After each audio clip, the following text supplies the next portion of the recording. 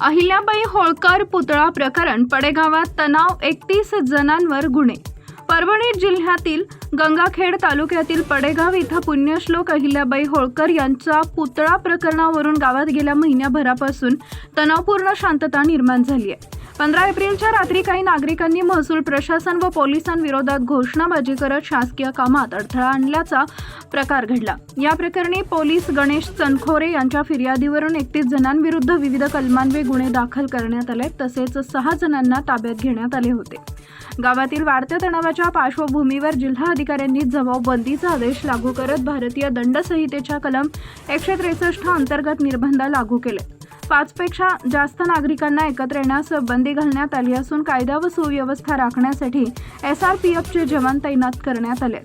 सध्या गावात तणावपूर्ण शांतता असून प्रशासनाकडून परिस्थितीवर बारकाईने लक्ष ठेवले जाते। टाइम्स ऑफ महाराष्ट्रसाठी परभणी जिल्हा प्रतिनिधी अनिल शेटे यांचा रिपोर्ट।